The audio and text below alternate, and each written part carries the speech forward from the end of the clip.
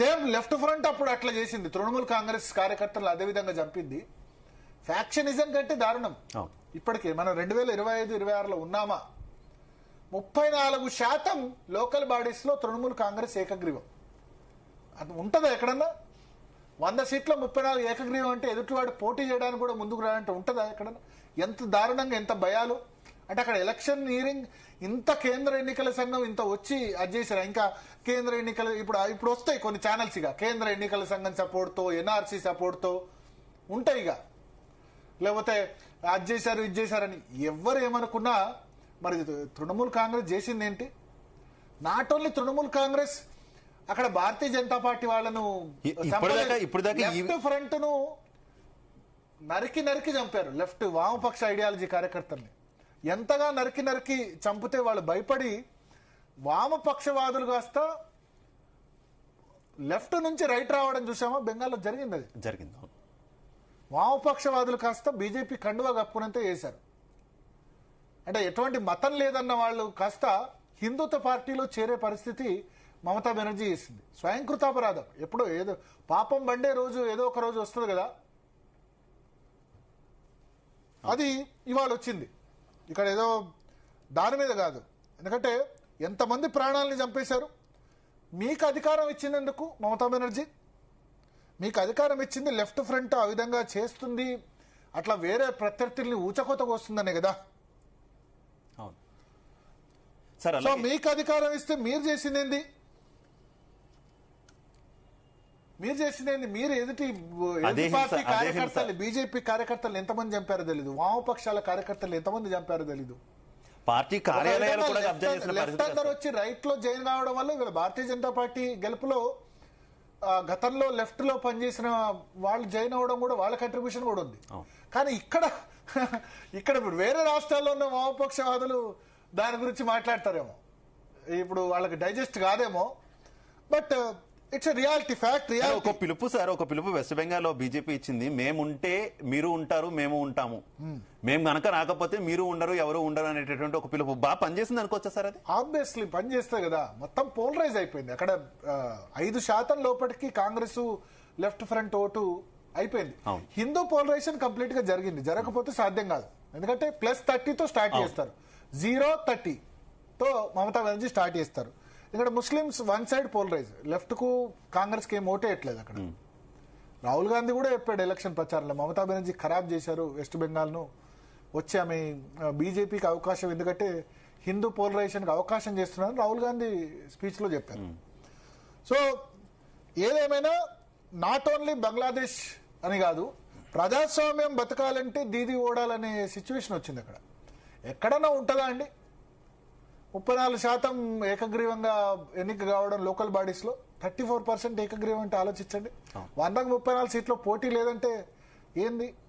పోటీ చేస్తే చంపేస్తామని చెప్పడమే. బెంగాల్లో రూరల్లో ఆ విధంగా ఉంటుంది. సో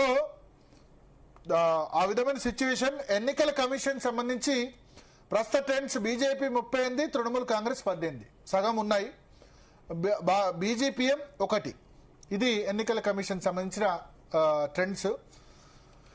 సో ఒకసారి తమిళనాడు వెళ్దాం. తమిళనాడులో టీవీకే 62, అన్నాడీఎంకే 51, డిఎంకే 27. సగం ఉంది డిఎంకే. టీవీకే అన్నాడీఎంకేలో సగం ఉంది. కాంగ్రెస్ కు 4 సీట్లు, 27 + 4 31. పిఎంకే 3 సీట్లలో ఉన్న పరిస్థితి మనకు కనిపిస్తోంది ఒక విధంగా చెప్పాలంటే. సో మ్యాజిక్ ఫిగర్ కు దగ్గర దిశగా వెళ్తున్నారు. 118 మ్యాజిక్ ఫిగర్. టీవీకే మరి 100 సీట్ల 100 నుంచి 110 మధ్యలో ఉంటదేమో. ఇప్పుడున్న పరిస్థితి ప్రకారం భారతీయ జనతా పార్టీ 32 సీట్లలో ఆధిక్యంలో ఉంటే, తృణమూల్ కాంగ్రెస్ 9 సీట్లలో ఆధిక్యంలో ఎలక్షన్ కమిషన్ వెబ్సైట్ ప్రకారం కనిపిస్తుంది. ఇప్పుడు 42-22 అయింది. 42-22 ఎన్నికల కమిషన్ ట్రెండ్స్ ప్రకారం.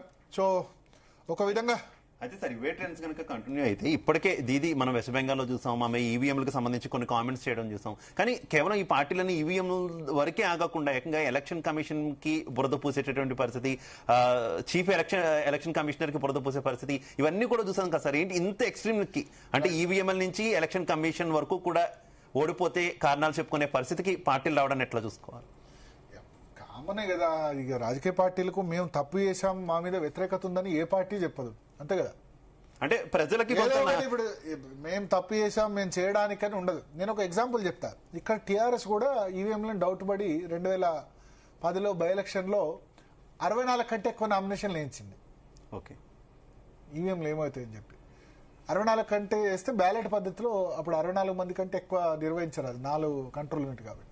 టీఆర్ఎస్ అప్పుడు తెలంగాణ ఉద్యమం 2010 సమయంలో బ్యాలెట్తో ఓటింగ్ పెడితే టీఆర్ఎస్ కంఫర్టబుల్లీ వన్. అంటే కాంగ్రెస్ అప్పుడు అధికారంలో ఉన్నప్పుడు. బీజేపీ కూడా 2009 ఆ ప్రాంతంలో ఈవీఎంలు వద్దని చెప్పిన పార్టీయే. సో ఎవరు అధికారంలో ఉంటే వాళ్ళు, మన జీవీఎల్ నరసింహారావు ఈవీఎం శత్రువులు అని చెప్పి రాసిన పరిస్థితి. కానీ వీవీప్యాట్ ఉంది కదా, స్లిప్స్ ఉన్నాయి కదా, ఆ స్లిప్స్ అయితే ఉన్నాయి కదా. సో చెప్తారు, ఇక ఓడిపోతే మేము బాగా చేయలేదని చెప్పరు, ఈవీఎంలు అని చెప్పొచ్చు. సో తమిళనాడులో టీవీకే 28, ఎన్ఆర్డీఎంకే 51, డిఎంకే 28. ఏంటి సార్ టీవీకే ప్రపంచమే కనిపిస్తుంది కదా సార్. విజయ్ ప్రపంచం. నేను 9 గంటలకు చెప్పాను, తమిళనాడు తదుపరి ముఖ్యమంత్రిగా విజయ్ని క్వశ్చన్ మార్క్ చేసి పెట్టుకోండి అని చెప్పాను. అయితే భారతీయ జనతా పార్టీకి చాలా అద్భుతంగా ఎలక్షన్ కలిసి వచ్చింది. మోడీ హవా, మీకు పార్లమెంట్ ఎన్నికల్లో 240 వచ్చాయి, కానీ ఆ తర్వాత బీజేపీని మోడీని కొట్టేవాళ్ళు ఒక్కళ్ళు లేకుండా పోయారు. హర్యానా గెలిచింది, సర్ప్రైజ్. మహారాష్ట్ర బ్లాస్టింగ్ విక్టరీ, 206 సీట్లు అవుట్ ఆఫ్ 288, 220, 230 దాకా కాంగ్రెస్, ఎన్సీపీ, శివసేన ముగ్గురు కలిసిన డెసిమేట్ అయిపోయినాయి. హర్యానా గెలిచింది, మహారాష్ట్ర గెలిచింది. ఇప్పుడు మధ్యలో నేను మర్చిపోయిన election Bihar, blasting majority. Bihar కూడా మామూలు గెలుపు కాదు, అటు ఇటు ఏదో నార్మల్ గెలుపు కాదు. ఇప్పుడు కేరళలో 5 సీట్లు వస్తున్నాయి. 5 సీట్లు అంటే చాలా పెద్దదే, 50 సీట్లు వచ్చినట్టు. ఎందుకంటే కేరళ డెమోగ్రఫీకి ఏంటంటే 54% హిందువులు, ముస్లిమ్స్ 26%, క్రిస్టియన్స్ 20 సీట్లు. 15% వచ్చినా సరే 5 సీట్లు ఆధిక్యంలో కనిపిస్తోంది. అంటే వరస్ట్ గా పర్ఫామ్ చేస్తున్న seat. West Bengal Bharatiya Janata party కైవసం అయిపోతుంది. తమిళనాడు టీవీకే, వాళ్ళు గెలవకున్నా టీవీకే వచ్చిస్తున్నారు. పుదుచ్చేరి